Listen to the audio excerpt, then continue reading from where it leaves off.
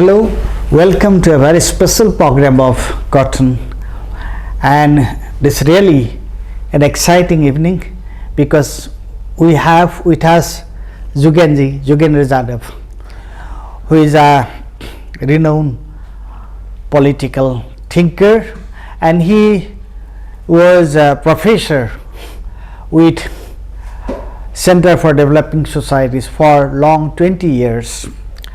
And after that, we have seen him almost, very often we see him in TV discussions in various forums.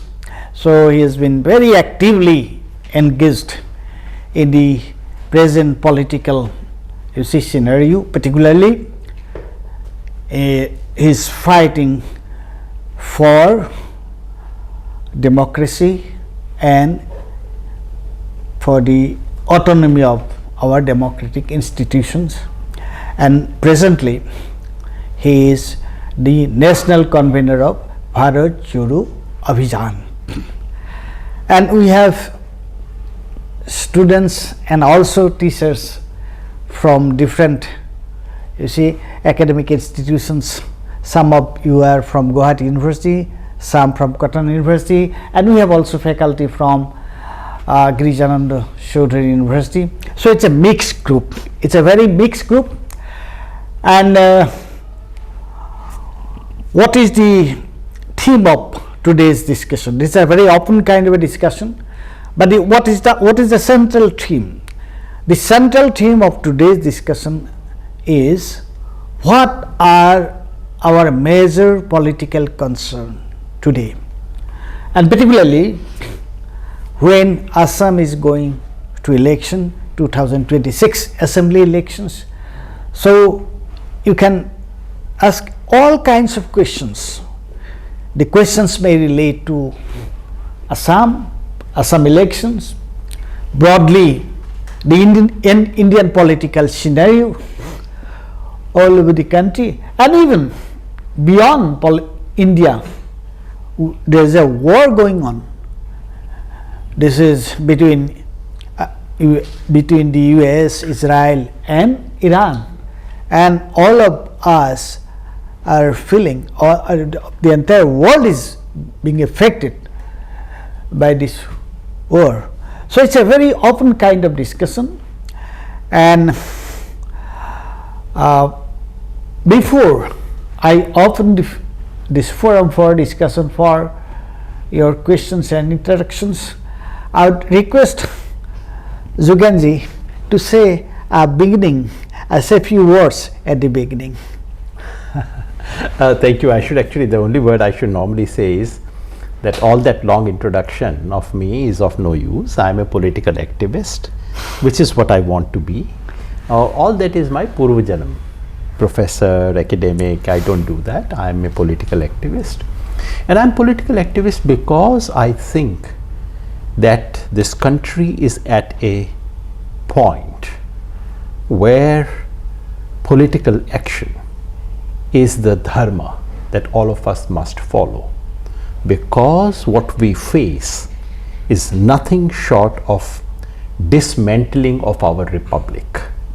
What we are witnessing for the last 11 years is an attempt at, so it's not only a decline in our democracy, it is not only a challenge to our constitution. We are witnessing a dismantling of our republic itself. And when something like this happens, then it is the duty of every citizen to come and defend the republic. We cannot wait for political leaders. We cannot expect parliaments. We cannot expect institutions, even judiciary, to defend the republic in such a situation. Public has to come to defend it, and that's what I'm trying to do. This is what I'm trying to do by being part of the Bharat Jodo Abhijan, of which Paresh is also associated with. Basically, we are all citizens from different parts of the country who have come together to say, right now the duty is to defend constitutional values. Other ideological differences can wait. My constitution has some values. Defending constitutional values, defending democratic institutions, and defending foundations of republic is my foremost duty, my dharma of today. And that is what I'm involved in. This is also why I'm in Assam right now, because Assam is going to elections. My interest is not in this party winning a few seats more or less. That normally should not be of concern. My interest is because elections in Assam are in some ways linked to what is happening in the country. In many ways, what's happening in Assam is a mirror of what is happening in the country.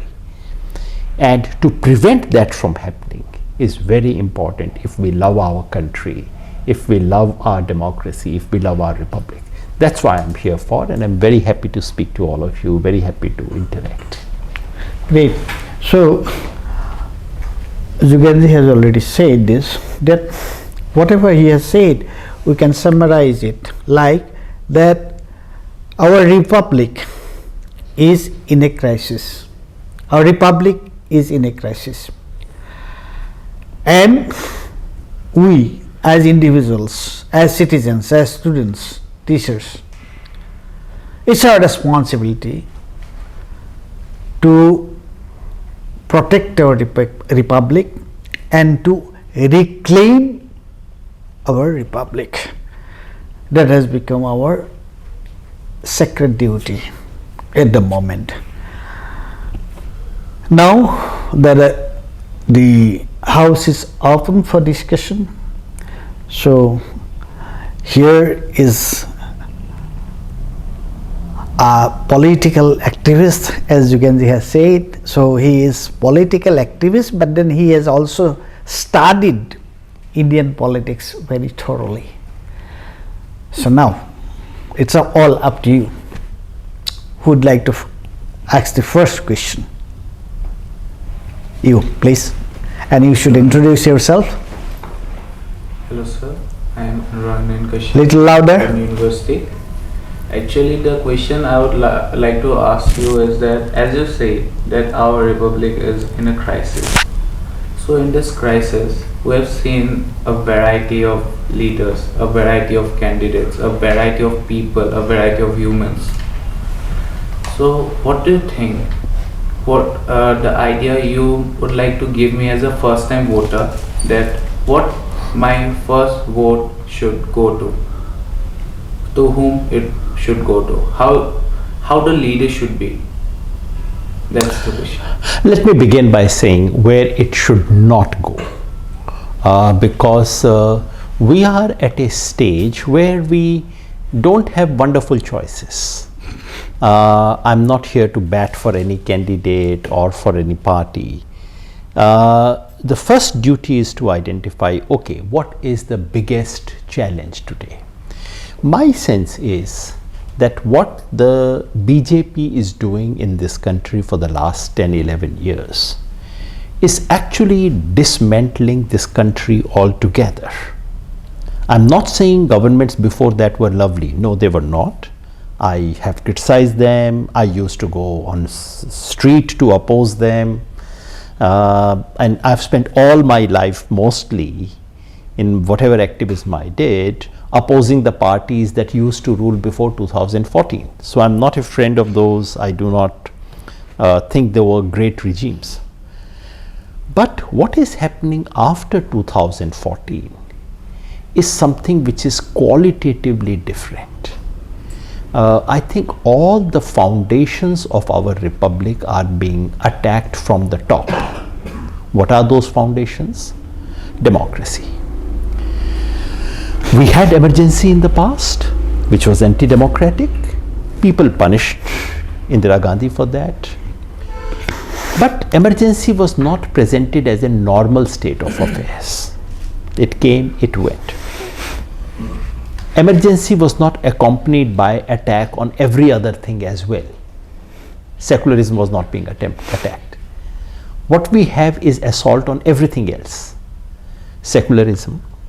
We had assault on secularism earlier too. Delhi riot 1984, Nelly in Assam, Gujarat 2002, so all kinds of things have happened. But when the central government from the top says the kind of things that they are saying, Prime Minister says Ghuspatia, Prime Minister of a country is saying that 15-20% of the population of this country is actually interloper, is Ghuspatia. That's a kind of assault this country has never witnessed in the past. Or the idea of federalism. We have had deviations from federalism. In the 1980s, opposition party governments were being dismissed, which was an attack on federalism. But what is happening today is simply imposing Hindi, Hindu, Hindustan over the rest of the country. This is not the ethos of India. So, to come back to your question, if I see my house on fire, then what is my first duty? My first duty is forget everything else. I want to pour water on it. I want to douse that fire. Today, those who are in power are trying to set fire to India because of their petty political gains, because they will get a few extra votes. What is Hemanta Biswa Sarma doing here? A chief minister who says, if you meet people of this community, if you want to pay 5 rupees, pay them 4 rupees, so that they would automatically leave this state. This is the constitutional functionary sitting here who's talking this language. What should we do? First duty is to prevent this. So, if I am here, my first duty is to ensure BJP does not come back to power, because they are out to dismantle democracy. If I was a voter in 1977, what was my duty? My duty was those who imposed emergency should be thrown out. Baad mein baki we'll see. But first punish those who are destroying this country. Similarly, to my mind, right now the dharma, the duty of every Indian is to teach these people a lesson so that they don't do something like this. Maybe later on they can come back, but not now. Teach them a lesson. So I would vote for anyone who can defeat them. You know what we did after the emergency? There was Janata Party. People said, all right, we'll teach Indira Gandhi a lesson, because what she did to our country's democracy was not acceptable. What is being done is much bigger. So there are some leaders one can like, some leaders one may not like. All this happens. There are strong points, there are weak points. But this is not the moment to think about those things. This is the moment to think big, look at the big challenge, respond to that big challenge first. Everything else can come later. That's my thing. So, are you happy with his answer? It's a very clear answer. Yes. As a new voter, as a first time voter, at the moment, what do we see in front of us? And I think he is very clear that which party we should not vote for. That Yogendra has made very clear. Now, who will do the next question? You. Sir. Thank you, sir. My name is Bhargav Deka and I am studying in Guwahati University in the Department of Political Science. Sir, we have seen that in the last decade and in recent years, there has been a decline in democracy in the subcontinent.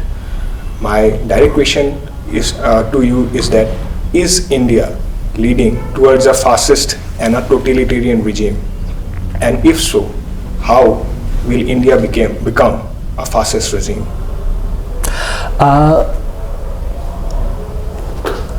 Have we seen a decline of democracy? Certainly, yes, I said that. Not just decline, we are looking at a shutdown of democracy.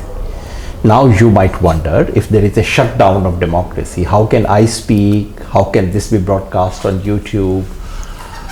That is an important thing that we should understand. The 21st century model of dictatorship is not the 20th century model of dictatorship. In 20th century, what was the model of dictatorship?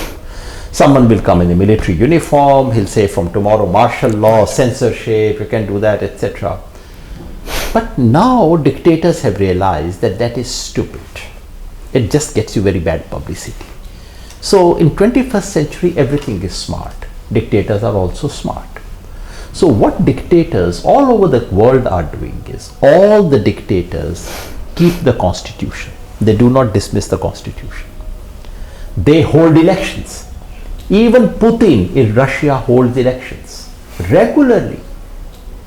So the name of the game is to keep the appearance of democratic rituals going while taking away the soul of democracy. So this is the 21st century model. This is exactly what we are witnessing in India. Technically, since you are a student of political science, I would encourage you to read the literature on competitive authoritarianism. This is what India fits into. This is a category. Many countries where some little window of competition is kept open. You do not prevent people from speaking altogether, but all the big newspapers are in your control. Any channel which speaks against you is either closed down or is bought over. So, but if 3 people are speaking on the street, allow them to speak. So take me, I'm a critic of the government. On 1 or 2 television shows on English, they would not prevent me from coming. But all the Hindi big channels have quiet instruction not to have me at all. So this is how these things are managed. Now the question of fascism. Are we getting into fascism? I think the word fascism should be used in a specific context. Normally we use this word to say, so we have now conflated the word dictatorship with fascism. Yes. And when we say very bad dictatorship, we say fascist. That's probably not correct. Fascism is about a certain kind of dictatorship in the first half of the 20th century, which had 3 combinations. First, political dictatorship. Second, a certain anti-minoritism. Yes. Ethnic projection of one community, one group. Although in Italy you didn't exactly have that, but in Germany you had that version. And third is big business. So a combination of political economy, ethnic supremacies, and political dictatorship. This is what traditionally fascism has been about. We are definitely going in that direction. All 3 things are happening. Yes, sir. Political dictatorship is there with appearance of elections. Yes. Majority ethnic domination, yes. And basically demonization of minorities is actually taking place. Muslims have already been reduced to the level of second-rank citizenship. Yes. I said this about what Himanta Biswa Sarma does, the language Prime Minister speaks, the language Home Minister speaks. This is clear ethnic majoritarianism. And on big business, if you look at wherever Mr. Modi goes, after 4 or 5 days, you would get news of a deal signed by Mr. Adani. Yes. He goes to Israel, deal by Adani. He goes to US, deal by Adani. Everything is followed by a deal by Mr. Adani. So we are going in that direction. But I do not know if fascism is the best word to capture that. We should probably come up with our own expression. Yes. But these 3 things are definitely happening in India. We are definitely moving in that direction. The one critical aspect of fascism is that you cannot remove that government by democratic means. Have we reached that point in India? I do not know. Will this government suppose people of India are opposed to Mr. Modi or BJP, they want to vote against it. Will we have an election which would actually reflect the mood of the people? And if the mood of the people is against the BJP, will the election result be declared? And if the election result is declared, will the ruling party accept it? I don't have an answer to all these three questions. But yes, we are definitely going in that direction. This is very interesting observation, and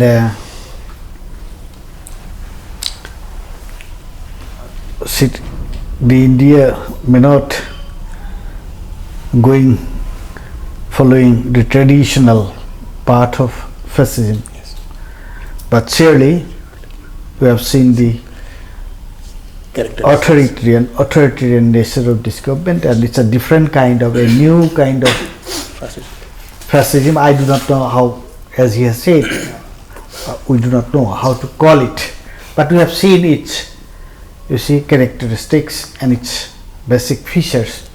And the last few things he said, these are very, very interesting, that if whether by participating in the elections we shall be able to, you see, throw this regime out of power, out from the power, out, so we can throw them out. Or if something like that happens, now how the present regime will respond. Pratap Bhanu Mehta, actually I think 2-3 years back, he was here in Guwahati and he was saying that okay, even if people of India vote against the regime, this regime may actually try to remain in power, because that we saw what happened in America when Donald Trump was voted out, and he was not very willing to leave power. So these are I think these are very serious issues we are facing right at the moment. A very interesting observation and also questions. Now, Hugh. Good evening, sir. Sir, this is Tanmoy Barua. I am from Cotton University. Sir, as you have mentioned in your earlier statements that we should throw this government, and you have also mentioned about emergency during the Indira Gandhi's rule. Sir, due to 15 years of corruption, we have brought BJP in power in Assam. So, if we'll throw this government out, then how again will trust Congress or AJP in upcoming years that they will do a work in favor of people of Assam that will like contribute to the state? Because sir, earlier also AGP was which was a native party in Assam.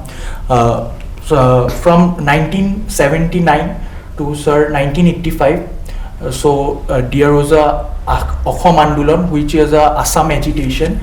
Lots of people have given their life for Assam. Then, sir, when BJP have bought CAA in Assam, they have supported the CAA, which clearly violates the clause 5 and clause 6 of the Assam Accord. Sir, if that kind of a activity could be done by the native party AGP, how can we sir, in upcoming this 2026 election, how Assamese people will, sir, trust AJP or Congress, this, sir, opposition alliance in front of a BJP government? Sir, would you like to, sir? Good question. I think we should not trust. Trusting is a problem.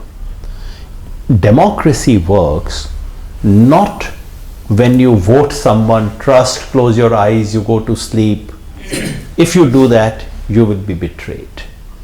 Democracy works when you do not trust, when you keep the leash in your hand, when you monitor, when you keep an eye, when you correct, when you protest, that is what needs to be done. So, yes, we need to throw out democratically those who are today's rulers, but we should not close our eyes to the next ones.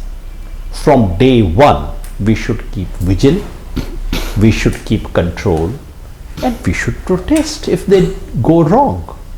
That is the only, someone said eternal vigilance is the price of democracy. That is the point. You have to eternally be vigilant. You mentioned the case of AGP. It's a very good case. So here is a party that comes to power on basis of Assam agitation after the accord, and the principal thing about that accord is to ensure that illegal immigrants are not on the voters list. What does AGP do about it? Nothing. They just keep quiet and indulge in all kinds of corruption and everything that they did. But should the people of Assam not punish them? You see, we keep saying, oh my God, what do we do? The leaders do not do what they had promised us. This is like someone who is riding a horse, who is complaining to me, oh my God, what should I do? The horse does not obey me. Well, you are riding. You have a leash. You have a stick. Use it. If you do not use it and then say, oh my God, my horse doesn't obey me, well, that's your problem, not the problem of the horse. So, all the political parties, so suppose you vote out the BJP, you bring in, for example, let us say Congress. My sense would be from day one, you should ask Congress, okay, these are the promises you made. I will observe. I will keep a vigil. If you go wrong, I will protest. That is the only way democracy can be saved, by checking. So, some leaders may be good, some may be bad, but even to the best of leaders, keep an eye. Because when you keep an eye on them, when you check them, you are actually helping them. By criticizing them, you are helping them. You are helping them stay on the course. That's what we should do. Follow-up question. Yeah. Yes. Follow-up question. Sir, as you have mentioned about criticizing, sir, we know that Article 19(1)(a) states that there is a freedom of speech and expression in our country. But nowadays, what the thing is that happening in Assam, that if any news channel or any person who criticize BJP, they directly, sir, put them in jail, or they do took a very harsh kind of a behavior with them. So, sir, how will monitor or how will criticize if Congress or any other party, if they again come in power and do the same thing that BJP is doing today in in Assam? What happened during emergency? All this happened. Dissenters were put in jail, there was censorship, people were not allowed to speak, everyone was scared. I was 13-14-year-old at that time, so I remember all those days. Well, people waited, and then they waited for an opportunity, and then they taught them a lesson, So to the people of Assam, I would say, well, this is your chance. You've seen all this, you're absolutely right, this is happening in Assam. In some ways, Assam and UP are some of the worst states right now in terms of human rights violations and in terms of violation of right to free speech. So yes, but instead of simply saying, oh, how do we speak? Well, now your finger can speak. Allow your finger to speak. Teach them a lesson so that the next one would be careful. Remember, after the emergency, Janata Party came. Their government collapsed in 3 years. Indira Gandhi came back. Indira Gandhi did not use emergency after that. She had learned her lessons, what not to do. Teach them a lesson. Yeah. So this is actually the thing is that you, as you say, that eternal vigilance. if you have to protect democracy, so you have to be eternally vigilant. That's the thing. Right at the moment, we have seen what BJP has done. So under no circumstances we want them to come back. But that does not mean that who replaces BJP, we can trust them forever. No, that's not the issue. We cannot trust them, anybody, forever. Because whenever we see that they are not doing the right thing, we have to again speak against them. We have to, you see, bring them out of power. So that's the thing. Now, so they are citizens, responsible citizens. Okay. You Yes. introduce, please. My name is Reza Mahmood. I am a retired person from Power Department. And what is my question is You that were chief engineer, ACB. yes. So anyway, that is not my identity now. Anyway, I would like to ask you one thing. That equal franchising was the first thing that was proposed in 1948 when the Constitution was formed. Later on, even US gave equal franchising in 1965. So we are predecessor. Our democracy was more mature than the US democracy. Now I think the democracy in India is being eroded, devalued. And presently, whatever events are saying that political powers are using powers to defranchise voters. In many ways, SAR, all things are happening. Please give us light on this issue. Secondly, this eviction issue. Here in Assam, you know, and not only Assam, defranchisement is already done in UP and Bihar. 65 lakhs of voters have been cut from the voters list. And in Assam, there was a D-voter was there. And now, probably SIR is not done in Assam. There is another politics. So I want to know from you what is the implication. And secondly, one thing, as I am from power department and all this energy department, present Iran and this conflict are primarily because of energy. First question, pass.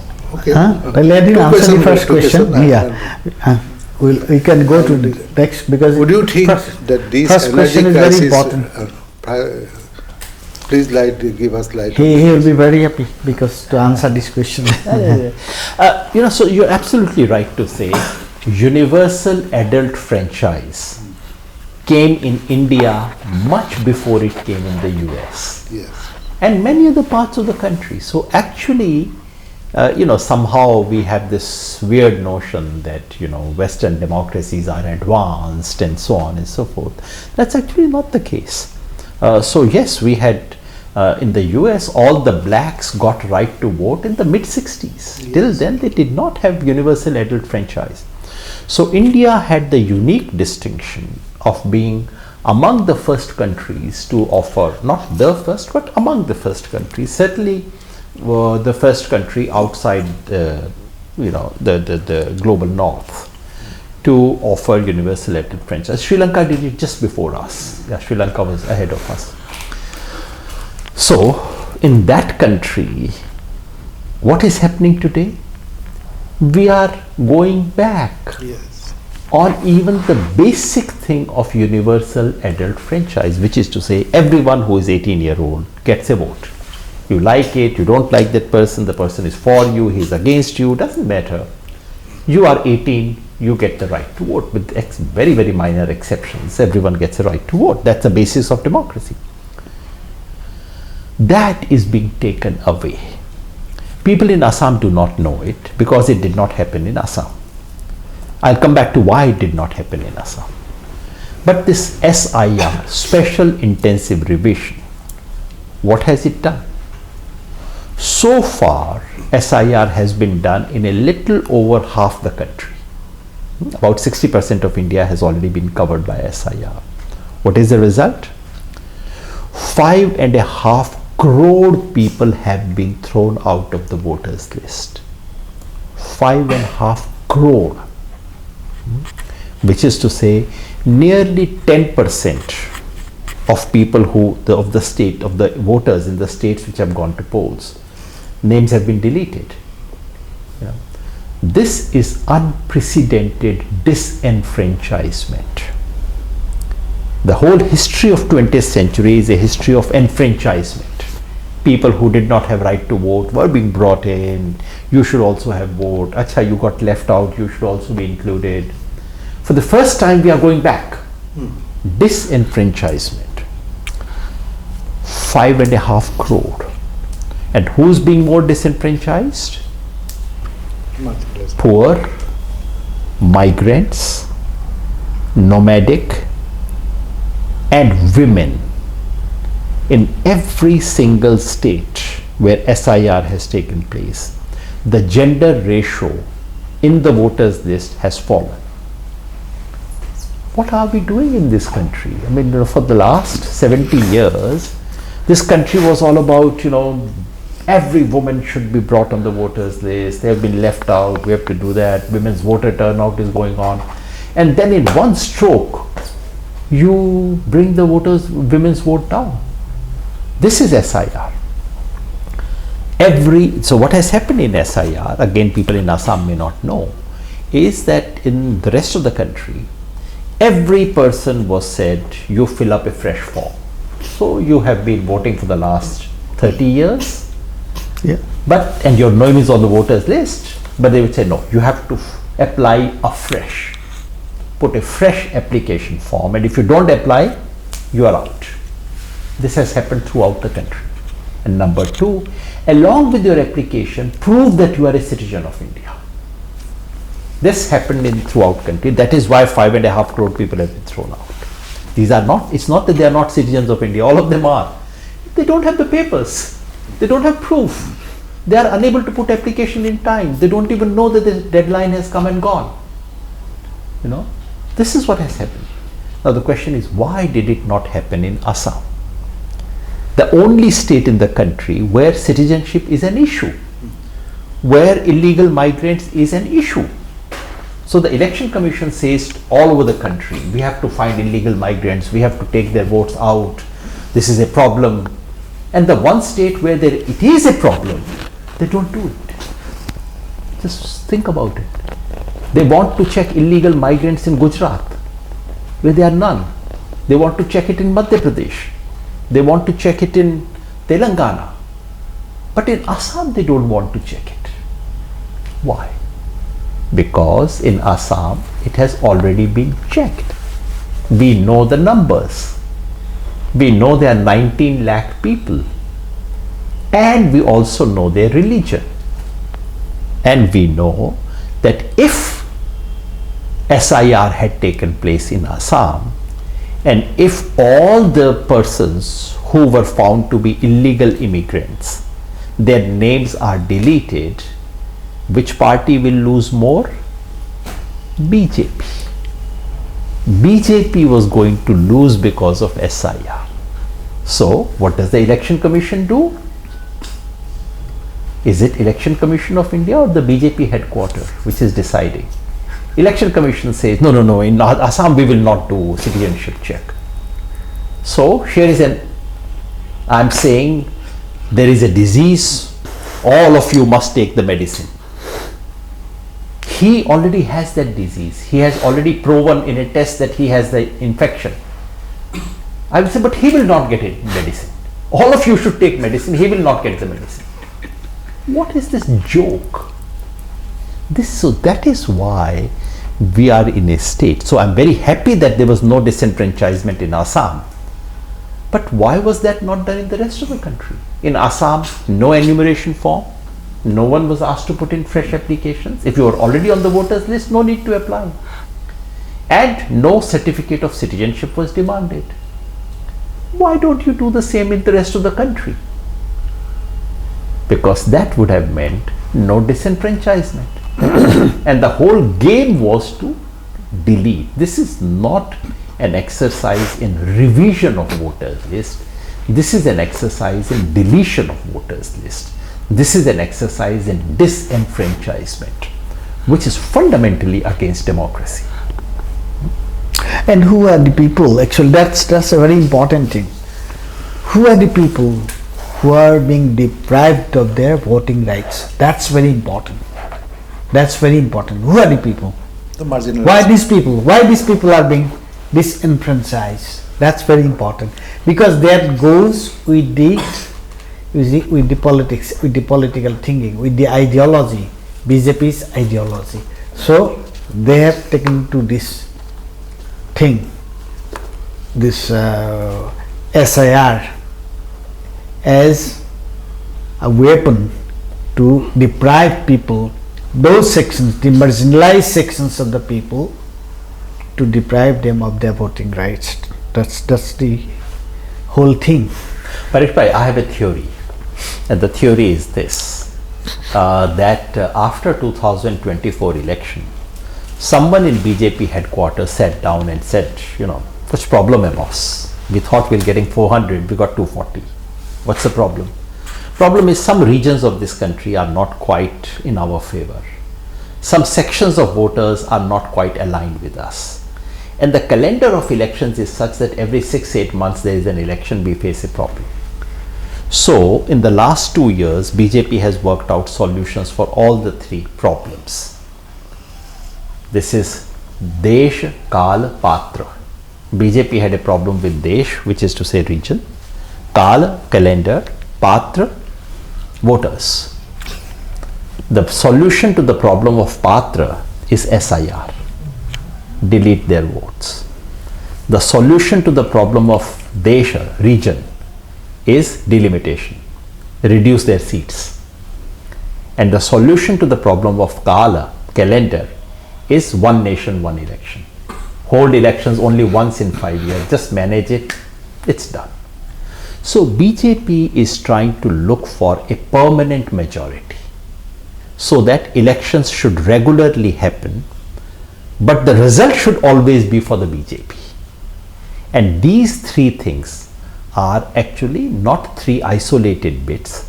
This is an overall design. The architecture of election is being changed in such a way that instead of a ground, you have a ground like this, where water will always flow in this direction. This is what they are trying to do. Now, why are they scared of losing power? Why are they scared of losing power? Why they cannot think that if tomorrow we are not in power, what will happen to us? You see, normally no politician wants to lose power. Yes, I understand. Normally every party would want to win every single election.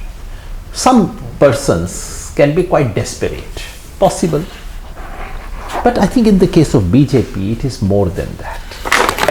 It is because they have done some things which once they come, if they are out of power and those things are put under the scanner, then they fear for their life.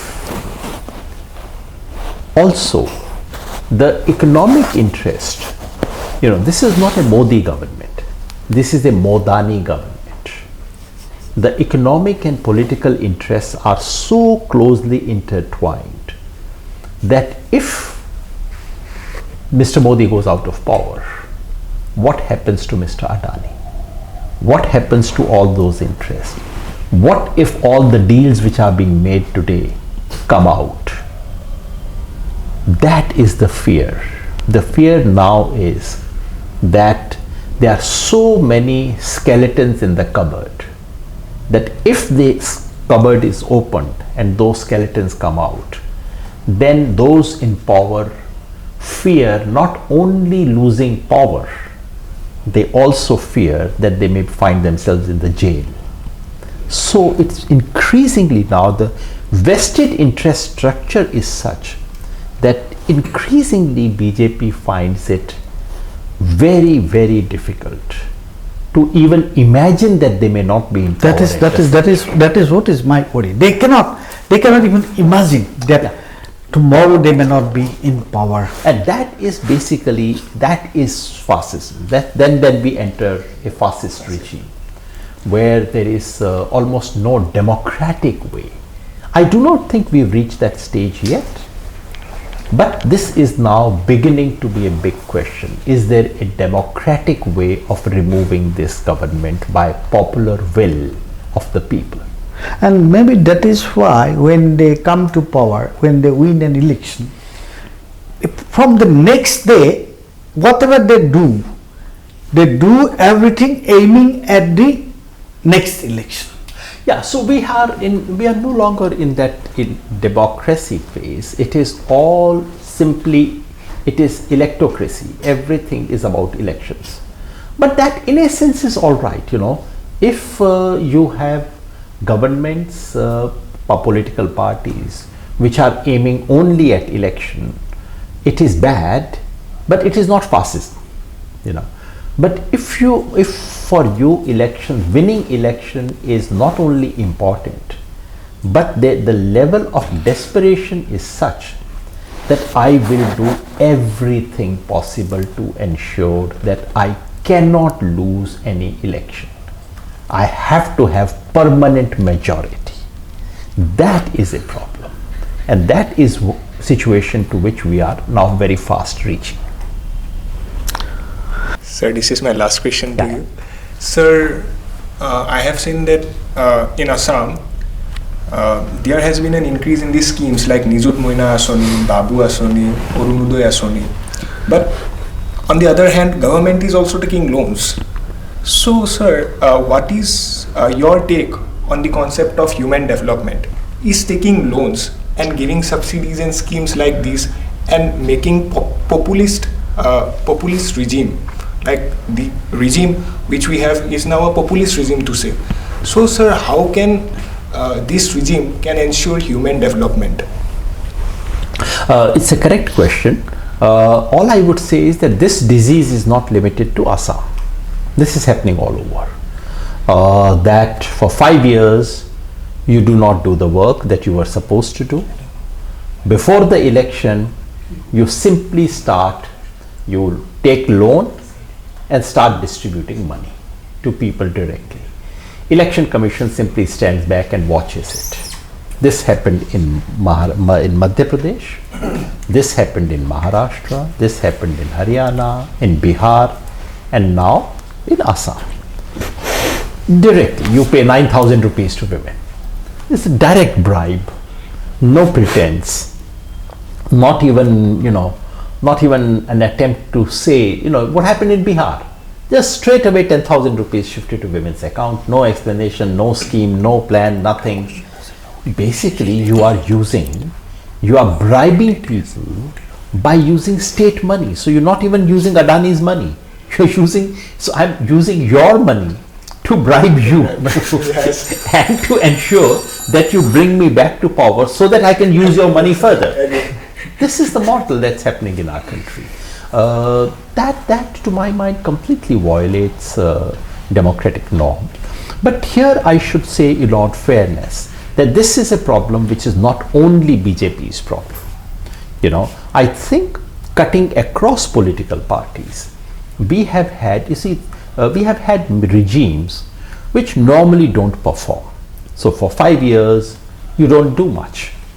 You come to power and basically then you are focusing only on ensuring that you are in power, you enjoy, there's corruption, there's everything. And then 3 months before the election, 6 months before the election, you start wondering, okay, what should I do? I have not done much work. And that is when all these things kick in. But it would be unfair to say that it's only BJP which does it. What we have seen of late is the most brazen form, which is what the BJP is now doing, which is straight away give 10,000 rupees, 9,000 rupees and so on. This is BJP's speciality. The disease is common, but the medicine is new. Just give money to people and buy their votes. That is truly a collapse of basic democratic compact And yes, that should be unacceptable. There is no doubt. And I'm very, very sorry to see that Election Commission just watches these things. What is the point in having a model code of conduct? If 2 days before that you've already bribed someone, then Election Commission says, okay, now I have come into the picture, I draw the line. It happened yesterday, what can I do? From tomorrow I will enforce it. It's a joke. It's a pure joke, because just before the election, 2 days before the election was announced, they were inaugurating this, that, distributing money here, there, everywhere. Not only that, I was in Assam. I said to someone that, I thought this was first week of March. I was here in Assam, and I said, election should be announced any day now, because last time elections were announced on 1st of March. So I said 1st, 2nd, 3rd, it should be announced. Someone who was a political friend laughed at me, said, Nana, nothing would happen, election won't be announced. I said, how do you know? How do you know? He said, Mr. Modi is coming to Assam on the 13th and 14th. Before 14th, elections will not be announced, because Mr. Modi has to come and make all the announcements. He has to distribute gifts, he has to do everything. He said, मेरे से लिख के ले लो, elections will be announced after the 14th. That's become a common knowledge here. Common knowledge, everybody was discussing. No, let him ask question. He will ask a question. That really is a bit of a joke. Yeah, he has something to. Hi sir, my name is Gavin. Sir, my question is about all the young women, because the women are the ones who are the big supporters of the BJP party. So sir, my question is, since Bill Gates said that Indian people are lab rats, and he has spread all the harmful chemicals in the skies and in the remote areas, village areas like Bangladesh and also Assam, I don't know, but in Bangladesh, young women, they are getting vaccines that were produced by Bill Gates, and they are having menopause and they are not being able to get pregnant because of that vaccine. So sir, my question is, if this election, if whichever party comes and replace BJP, will these circumstances not be repeated in Assam, and not only Assam, in all over India? That is my question, sir. I would like to add something. So yeah, as like his question, BJP has given many things in general, and as a general person, I don't know anything anything going in the background. As a general person, BJP has given bridges, jobs, etc., many schemes, etc. So how would I, after this interview, how would I convince a general person that we need a change? How would I do that? Because people have got many things. A general person who doesn't know the background story, they would think I have got everything. So how would I try to convince them? Why don't we add your question also? Yes. I'll answer all the three questions together. Yeah. Sir, as Bhargav has mentioned, that BJP is taking loan and giving all the wages to these women and sir. So, sir, BJP have taken loan approximately 1,50,000 rupees, 1,50,000 crore rupees in sir state of Assam. Sir, जब मैं उन लोगों से मतलब बहुत ऐसा talk show में मुझे मिला था, मैं उन लोगों को लीडर से पूछता हूँ कि आप लोगों ने इतना लोन क्यों लिया, ये तो असम में अनस्टेबल हो गया असम का इकोनॉमी. सर, वो लोग बोलते हैं कि रिजर्व बैंक उन लोगों को बोला है कि असम का इकोनॉमी अभी स्टेबल है, और एक घर, कोई अगर आदमी एक घर बनाना चाहता है उसके लिए तो लोन लेना ही पड़ेगा. So development is happening, but we have to take the loan. But Assam, as we know that Assam is a tribal and a feudal state. Sir, ये जो बीजेपी गवर्नमेंट ने लोन लिया है, ये सर डेवलपमेंट हुआ है, no doubt. But sir, अगर government change हो गया तो सर ये लोन कैसे रीपे करेगा? और अगर लोन रीपे करने गया भी, मतलब जो गवर्नमेंट आएगा सत्ता में, तो सर प्राइस राइज का भी एक इशू रहेगा. तो वो सब इशू कैसे टैकल करेगा next government sir, if BJP move from the power? First, vaccine. I would just make one correction to what both of you said. To say they are giving money to women and because of which women are going that way, That is not fair. I think men are also doing the same thing. So let's not get this impression that only women are being swayed and all the women are with BJP. That's probably not a correct thing to say. Vaccine is a serious issue. You are right to say that Bill Gates has been promoting vaccines which are of questionable credibility. I would not yet say because of that there is a menopause problems and this and that. All I would say is that yes, vaccines are being pushed. When Bill Gates or someone like him says we are promoting well-being and health, unfortunately that is not what they are doing. Gates Foundation, the impression is that they are doing philanthropy, but actually behind that philanthropy are vast interest of pharmaceutical industry which they are pushing, and some of the vaccines being pushed are things that scientists have questioned, and this must be checked. This regime or that regime, whatever, this must be checked, because that unfortunately is something happening all over the country, and not just in India. So many countries these vaccines are being pushed, and the same thing happened during COVID. The vaccine that was pushed officially by government of India turns out to be of dubious quality. So that's a good question. On your issue of how would this be paid if the BJP is not in power? But why do you say if the BJP is not in power? The loan will have to be paid even if BJP is in power. Whoever is in power has to pay the loan. It doesn't disappear if BJP comes to power. Anyone who comes to power tomorrow, the loan is loan of Assam government and of the people of Assam. How would they pay that? Yes, development is important, but who said that development can be done only by money taken on loan? Which economics says that? Yes, if you earn 100 rupees and if you are a government, you can spend 105 rupees. That's possible because this much leeway you get as a government. But you cannot spend 250 rupees if you have 100 rupees of income. So 1,50,000 crore rupees of loan is a very substantial loan. This may well be equivalent to Assam's annual budget, maybe more than that. So how would that be paid? That's a question, whether BJP is in power or anyone else is in power. Once again, this is not a problem exclusive only to Assam. This Punjab is a very good example, where loans have now accumulated to a level where government actually doesn't have money even to pay salaries. They are managing like this, but it's happening in so many states, and this is a completely unfeasible, unsustainable way of running regimes and government. So that's a problem.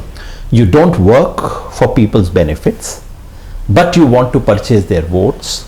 So you borrow money, throw money at people, you get votes. In the process, you make that person. So I use your money to purchase your vote, and in the process I put you under debt. This is what's actually happening. So that's an absolutely crazy model of development.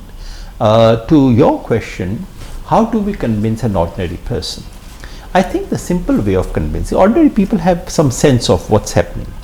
You can say, okay, I say this to most people when the question of liquor and money towards the end of the election comes. I say, someone who is going to give you liquor today will drink the blood of your children for next 5 years. You think it's a good deal? Someone gives you saris today, someone gives you 1,200 rupees today, and from tomorrow your budget goes up by 2,000 rupees. Is that a fair deal? So that's how we need to. So we need to present it as what people are getting, and in return, what will they suffer? And the model of this regime is give farmers 500 rupees a month, but increase the fertilizer rate by 700 rupees. So what do the farmers get? They actually get negative subsidy. That is the calculus we need to explain to people. What you get, what you lose, and your losses are more. And also the larger question of do you think you are purchasable? If our vote is purchasable, then we would never be able to get any political party to do what we want. Remember, these parties are our servants. These representatives, MPs and MLAs are my servants, servants of the people of India. And if a servant starts dictating terms to you, you would never be able to get work done from them. That is the kind of logic we need to do to explain that these are short-term gains and long-term losses, which is what this really is all about. We're just going to conclude, round up, wind up the conversation, but before that, two things. One observation I want to make is that the myth of development. Now there is one thing called development, another thing called sustainable development. So do we need all the big bridges, flyovers, big buildings and everything, destroying our environment, destroying our forests, cutting trees everywhere and anywhere? We have seen that. So do we need that kind of development? So this myth of development also needs to be explored. This is something very important. Then I have from my side, I have a question to you.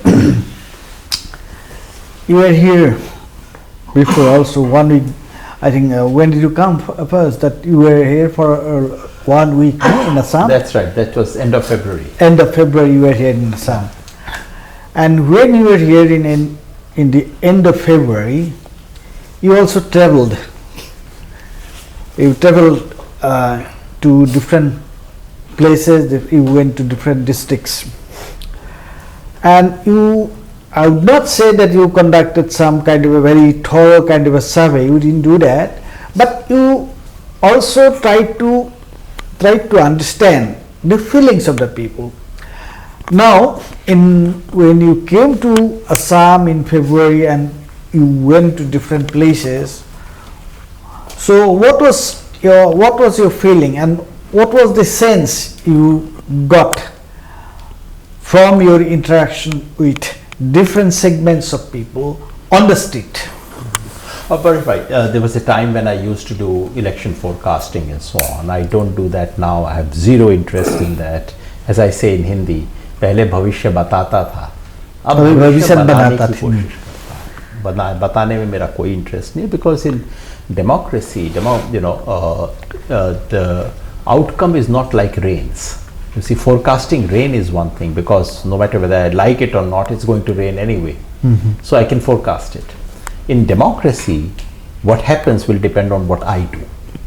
So I would not do any lazy forecasting. All I can say, I traveled, I speak, which is what I like doing.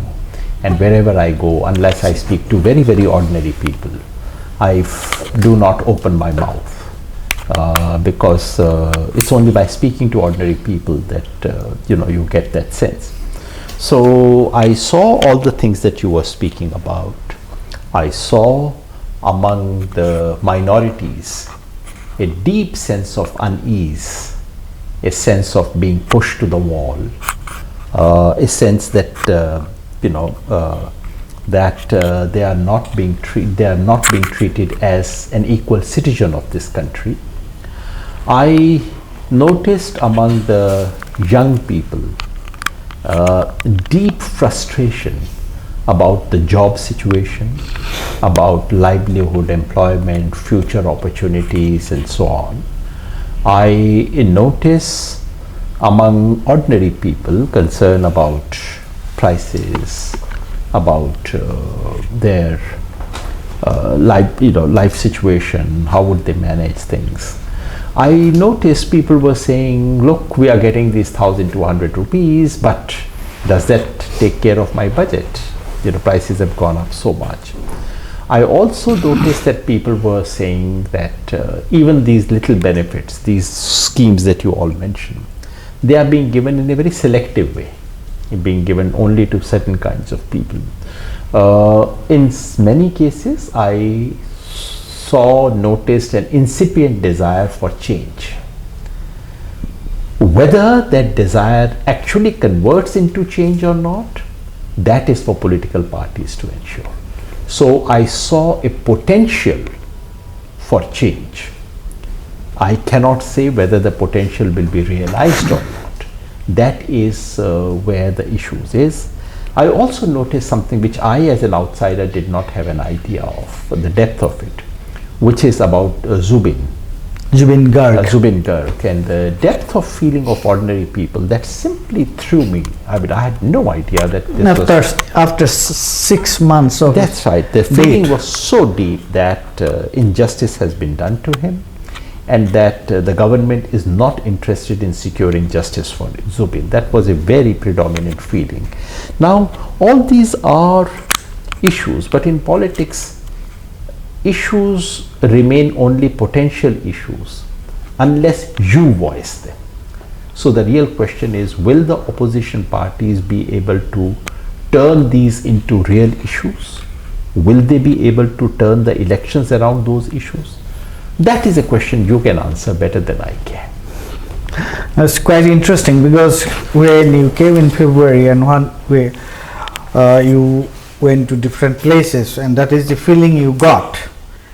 And we have not conducted any survey or anything of that kind, but whatever we hear from people, particularly in Upper Assam, you see this, whatever you say, that incipient, you see, feelings for change, and the kind of feelings you are getting from different places, particularly from Upper Assam, I think that is, with the passage of time, that feeling is more intensified. And of course, as you said, you do not know whether the opposition political parties can actually take advantage of those feelings and turn them to transfer them to actually votes in favor of them. We do not know that, but that feeling is very strong at the moment. Whatever was palpable little, now it has become very, it is felt everywhere. So I think we had a very, very interesting discussion this evening, and the questions, different people ask different questions, but I see some commonalities in the questions, and I see an internal, you see, linkage among all these questions. So I congratulate you for participating in this discussion, lively discussion, and I'm so grateful to Yogendra for his time to exchange his ideas with the young people. So thank you, all of you. Thank you very much. Thank you very much.